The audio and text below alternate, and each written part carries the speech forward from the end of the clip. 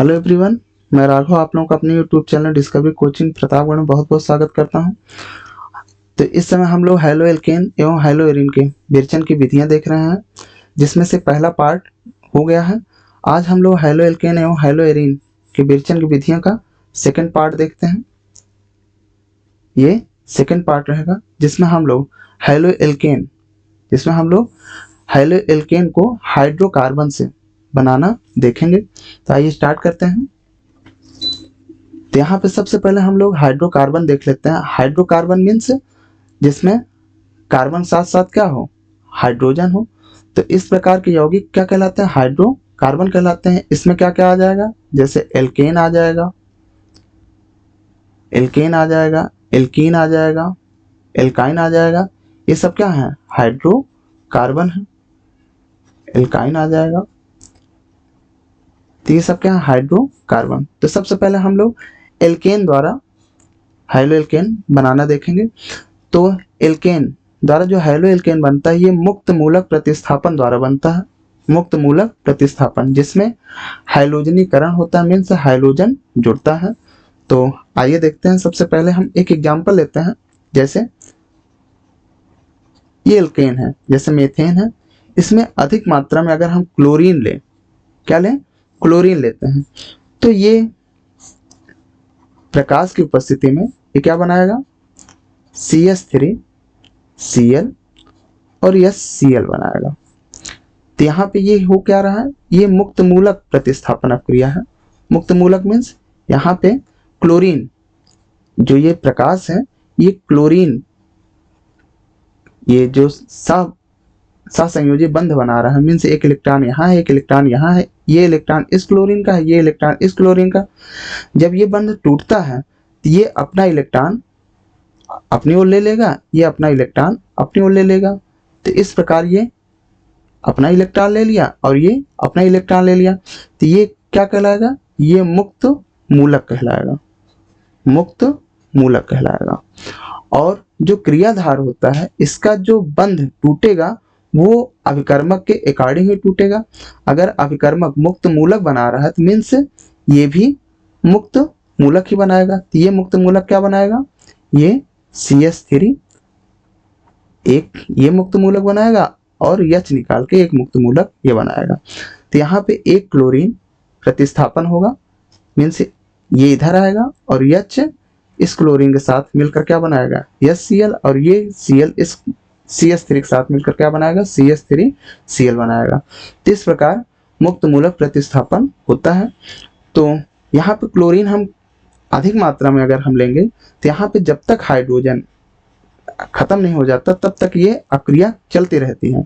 Means यहाँ पे फिर से क्लोरीन जुड़कर HCl एक निकालेगा, यानी यहाँ से एक H निकालेगा और यहाँ से एक Cl इधर आ जाएगा।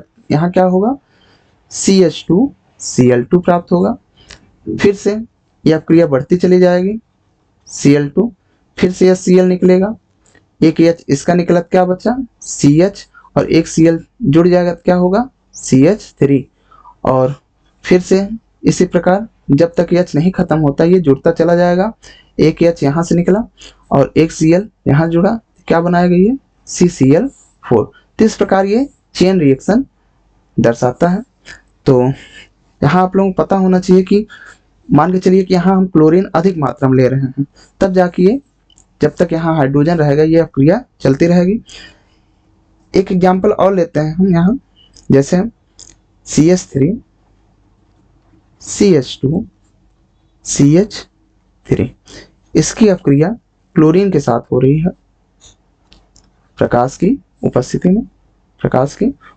में। तो यहाँ पे क्लोरीन कहाँ जुड़ सकता है, एक इस हाइड्रोजन के प्रतिस्थापन से जुड़ सकता है, दूसरा इस हाइड्रोजन प्रतिस्थापन से। तो यहाँ पे दो प्रकार के प्रोडक्ट बनाएगा, एक CH3 CH, एक Cl यहाँ जुड़ जाएगा CH3, दूसरा प्रोडक्ट जो बनाएगा CH3 CH2 CH2 Cl, means यहाँ के हाइड्रोजन के विस्थापन द्वारा यहाँ जुड़ जाएगा Cl।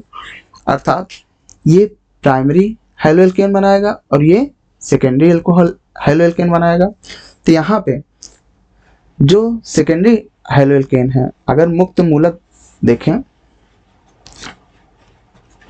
मुक्त मूलक यानी कार्बन का जो मुक्त मूलक होता है, अगर इसका हम अस्थायित्व देखें तो टर्शियरी सबसे अधिक, फिर सेकेंडरी, फिर प्राइमरी।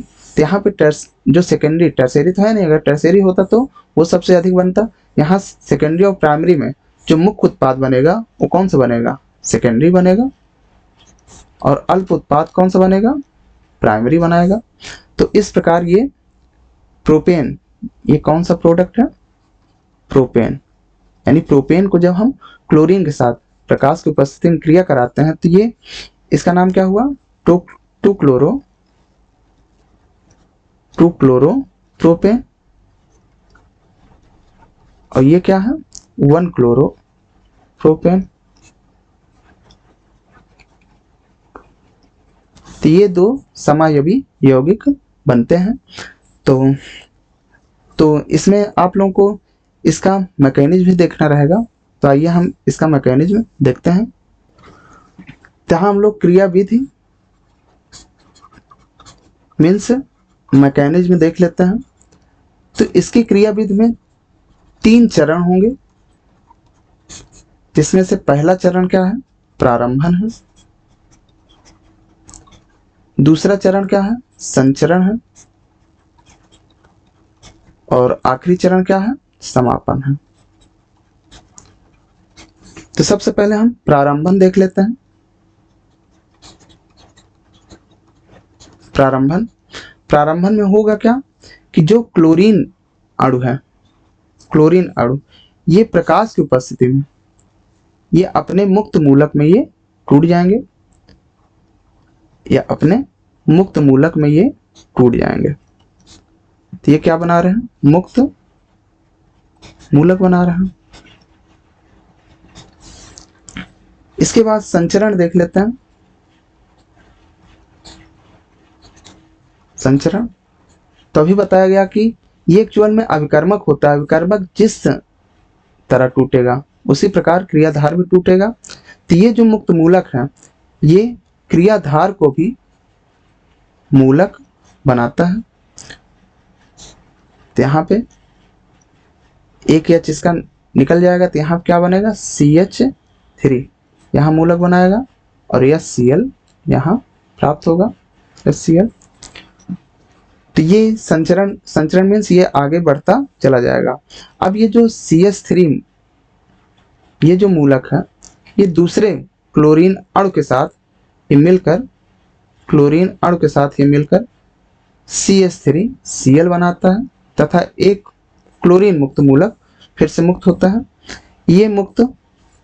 ये क्लोरीन मुक्त मूलक फिर से CH3Cl के साथ ये मिलकर CH2Cl ये मुक्त मूलक बनाता है, तथा यहाँ ये Cl बनाता है।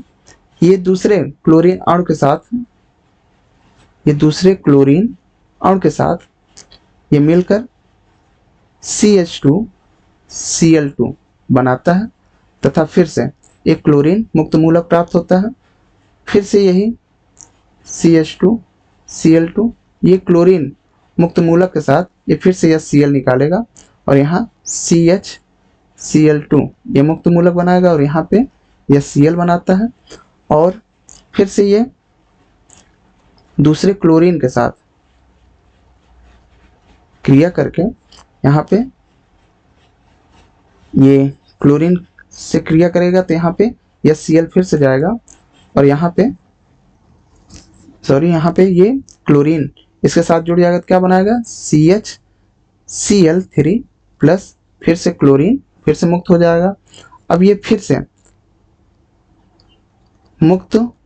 क्लोरीन मुक्त मूलक से ये फिर से मिलके H निकालेगा, तो यहाँ क्या बनाएगा? CCl3 मुक्त मूलक, और यहाँ पे यह Cl बनाएगा, और ये फिर से दूसरे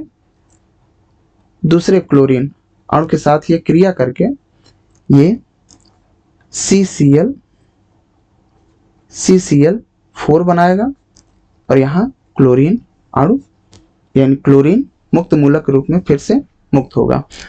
तो इस प्रकार ये संचरण अक्रिया चलती है। अब तीसरा हम देख लेते हैं, तीसरा समापन।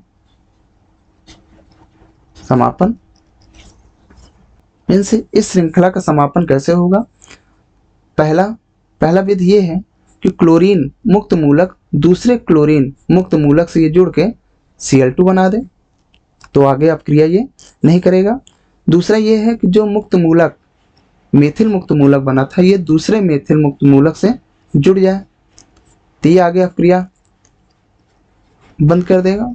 या तीसरा ये है कि मेथिल मुक्त मूलक क्लोरीन मुक्त मूलक से मिल जाए, तो ये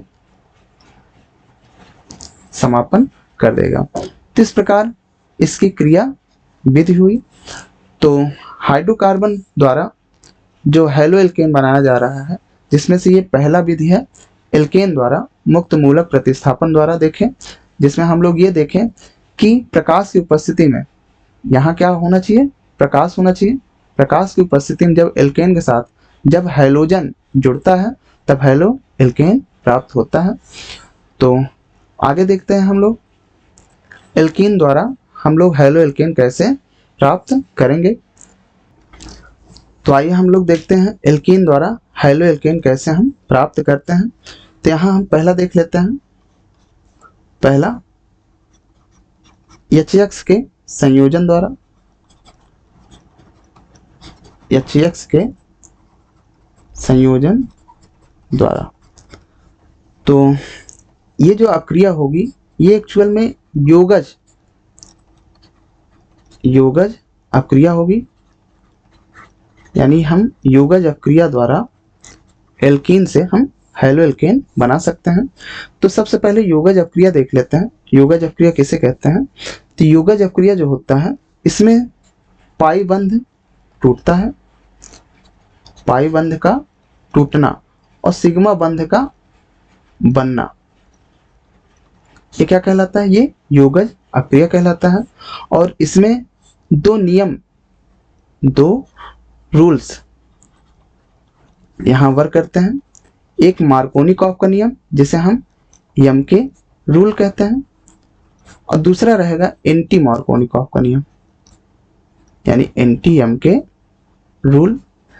तो इनमें अंतर केवल ये रहेगा कि जब पराक्साइड की उपस्थिति में, जब अपक्रिया पराक्साइड की उपस्थिति में होती है तब वहां एंटी मार्कोनिकॉफ का नियम लगेगा, और पराक्साइड के अलावा अन्य किसी के भी उपस्थिति में अगर एल्कीन के साथ HX का संयोजन होता है तो वहां पे मार्कोनिकॉफ का नियम लगता है। अब यहाँ देख लेते हैं मार्कोनिकॉफ का नियम कहते किसे हैं। तो ट्रिक के लिए हम लोग देख लेते हैं कि मार्कोनिकॉफ का नियम क्या कहलाता है कि हाइड्रोजन H+ वहां जुड़ेगा जहां पे हाइड्रोजन अधिक होगा, H+ वहां जुड़ेगा जहां पे हाइड्रोजन अधिक होगा, अर्थात X- कहाँ जुड़ेगा, जहां पे हाइड्रोजन कम होगा, जहां पे हाइड्रोजन कम होगा। इसका जस्ट उल्टा एंटी मार्कोनिकॉफ का नियम कहलाता है, मीन्स H+ वहां जुड़ेगा जहां पे हाइड्रोजन कम होगा।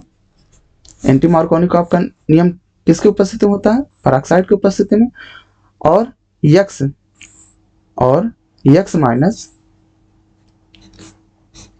वहां जुड़ेगा जहां पे हाइड्रोजन अधिक होगा। तो आराम समझना है कि एल्केन द्वारा हम लोग हैलो एल्केन कैसे बना सकते हैं। तो पहला नियम है HX के संयोजन द्वारा।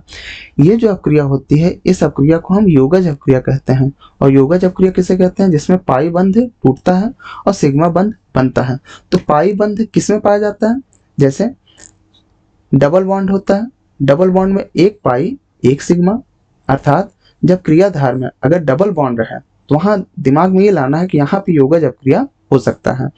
अगर हम ट्रिपल बॉन्ड देखें, ट्रिपल बॉन्ड में एक सिग्मा दो पाई, तो अगर ट्रिपल बॉन्ड क्रियाधार में अगर ट्रिपल बॉन्ड है तो वहां पे हम दिमाग में ला सकते हैं कि यहाँ पे योगज अपक्रिया हो सकता है। और ये सिग्मा बंध पाई बंध टूट के यहाँ पे सिग्मा बंध बनाता है। और योगज अपक्रिया में दो नियम फॉलो होते हैं। मार्कोनिकॉफ का नियम, मार्कोनिकॉफ का नियम क्या होता है, हाइड्रोजन वहां जुड़ेगा, H+ वहां जुड़ेगा जहां पे H अधिक होगा, और X- वहां जुड़ेगा जहां पे हाइड्रोजन कम होगा। और दूसरा होता है एंटी मार्कोनिकॉफ का नियम, ये वहां पे ये फॉलो होगा जहां पेरोक्साइड की उपस्थिति में अपक्रिया होती है। तो ये मार्कोनिकॉफ के नियम यानी एम के रूल का जस्ट उल्टा हो जाएगा।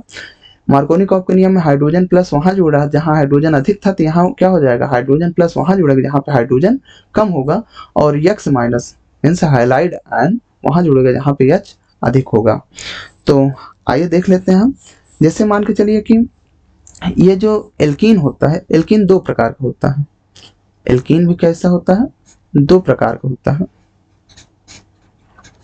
एक सम्मित होता है, दूसरा असम्मित होता है। एक सम्मित होता है सम्मित, दूसरा असम्मित। असम्मित तो सम्मित कैसा होता है, जो एथीन होता है, जैसे एथीन ले लें, अगर इसको हम आधा इसे पार्ट करें तो ये बराबर पार्ट में ये बढ़ जाए, ये सम्मित हो जाएगा। असम्मित जैसे मान के चलिए CH3 CH2, यहाँ CH डबल बॉन्ड CH2, अगर हम यहाँ से अगर इसको हम डिवाइड करें तो ये दोनों असमान भाग में ये टूटेगा, जिसके कारण ये एल्कीन कैसा है, असम्मित, और इसका पार्ट बराबर रहेगा, ये कैसा रहेगा, ये सम्मित रहेगा। तो अगर हम सम्मित एल्कीन में अगर हम यक्स जोड़ते हैं तो हम यच को कहीं भी जोड़ सकते हैं और यक्स को कहीं भी जोड़ सकते हैं। तो जैसे यहाँ पे पाई बंध टूटेगा, मीन्स ये कार्बन है, सिंगल बॉन्ड आया, ये दोनों हाइड्रोजन, यहाँ पे हाइड्रोजन, यहाँ पे हाइड्रोजन, यहाँ पे हाइड्रोजन, यहाँ पे हाइड्रोजन, तो यहाँ पे हाइड्रोजन हम दर्शा देते हैं। और यच को हम कहीं भी जोड़ सकते हैं, यहाँ यच, और यक्स को हम कहीं जोड़ सकते हैं। तो ये क्या प्राप्त हुआ, CH3 CH2 X प्राप्त हुआ। लेकिन असम्मित में ये यम के रूल और एंटी यम के रूल देखना रहेगा। तो असम्मित में हमको ये पता होना चाहिए कि ये HX से तो जुड़ रहा है, किससे जुड़ा है, HX से, लेकिन किसकी उपस्थिति में ये जुड़ रहा है। मान के चलिए कि यहाँ पे कुछ ना रहे, यहाँ पे अगर कुछ ना रहे तो बिना सोचे समझे यम के रूल लगा देना है। यम के रूल मीन्स यहाँ पे एच वहां जुड़ेगा जहां पे एच अधिक होगा, मीन्स अगर ये पाई बंध टूटेगा तो एक पार्ट ये बना, दूसरा पार्ट ये बना, तो एच किसमें अधिक है, इसमें अधिक है, तो एच यहाँ लगा देंगे तो एक्स कहाँ लग जाएगा, यहाँ पे। तो यहाँ पे क्या प्राप्त होगा, CH3 CH, यहाँ पे एक्स हो जाएगा और यहाँ पे CH3 हो जाएगा। लेकिन अगर यहाँ पे पेरोक्साइड की उपस्थिति में हो रहा है, किसकी उपस्थिति में, पेरोक्साइड की उपस्थिति में हो रहा है, तब एंटी यम के रूल लगेगा। एच कहाँ जुड़ेगा, जहाँ पे एच कम होता है, मीन्स एच यहाँ जुड़ेगा, एक्स कहाँ जुड़ेगा, यहाँ पे जुड़ेगा, means CH3 CH2 CH2 X हो जाएगा। तो यहाँ पे आप लोगों को पता होना चाहिए, जैसे एक एग्जांपल लेते हैं, जैसे यहाँ पे CH3 CH2 CH double bond CH2, अगर इसको हम HBr से क्रिया करा रहे हैं, किससे, HBr से, अगर यहाँ मान के चलिए कुछ ना रहे, या मान के चलिए कार्बन टेट्राक्लोराइड की उपस्थिति में ये क्रिया हो रही है, तो यहाँ पे पेरोक्साइड नहीं है, मीन्स H कहाँ जुड़ेगा, जहाँ पे H अधिक होगा, और Br कहाँ जुड़ेगा, जहाँ पे H कम होगा, अर्थात CH3 CH2, यहाँ CH पे क्या जुड़ जाएगा, Br, और H CH2 जुड़ जाएगा। इसके साथ साथ कुछ मात्रा में CH3 CH2 CH2 CH2 Br भी प्राप्त होता है। यहाँ पे ये देखना है कि ये प्राइमरी है और ये सेकेंडरी है। तो यहाँ पे सेकेंडरी प्रोडक्ट जो बनेगा ये मुख्य उत्पाद रहेगा, मीन्स आप लोगों को याद होना चाहिए कि मार्कोनिकॉफ के नियम में जो सेकेंडरी रहेगा ये मुख्य उत्पाद के रूप में रहेगा, ये मुख्य उत्पाद के रूप में रहेगा।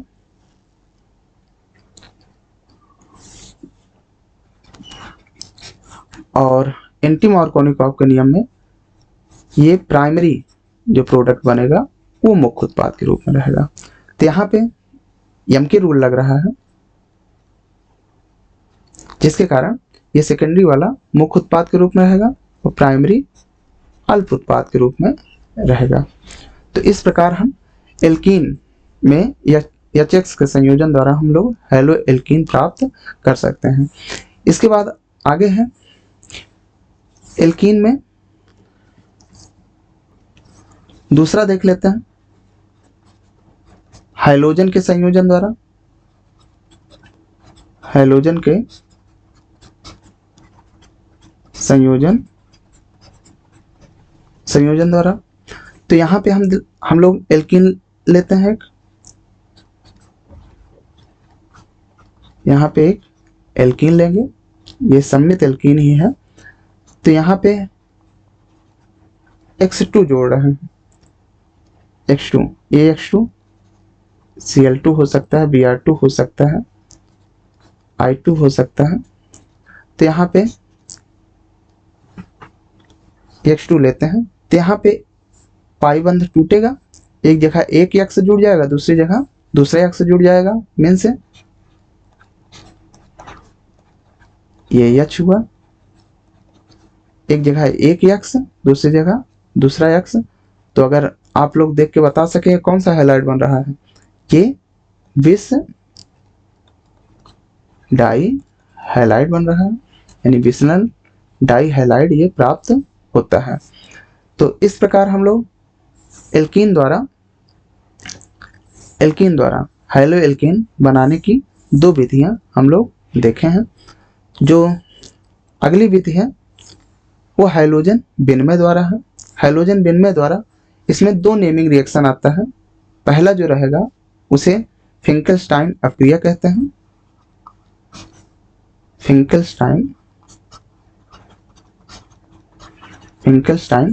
अपक्रिया, ये नेमिंग रिएक्शन है। आप लोग याद होना चाहिए, जो फिंकलस्टाइन अपक्रिया है ये एल्किल आयोडाइड बनाने के लिए ये होता है, ये एल्किल आयोडाइड विरचन के लिए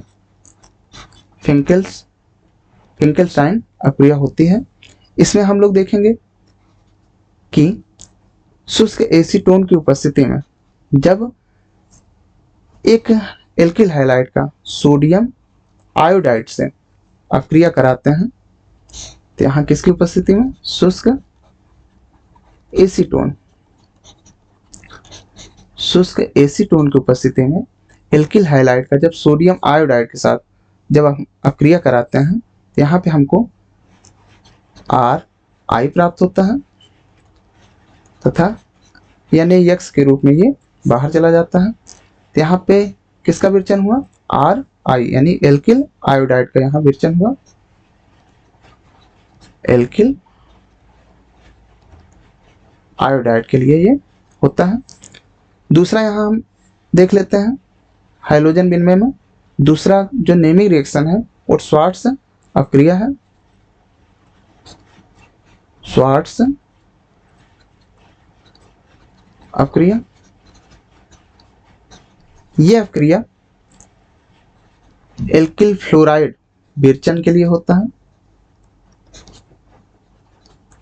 इस अपक्रिया द्वारा एल्किल फ्लोराइड हम बना सकते हैं, जिसमें हम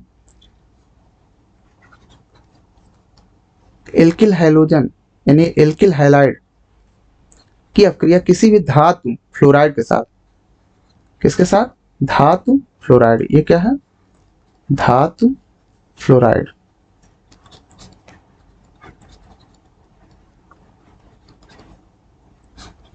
जब एल्किल हैलाइड का धातु फ्लोराइड के साथ जब हम गर्म करते हैं तो हमको RF यानी एल्किल फ्लोराइड प्राप्त होता है।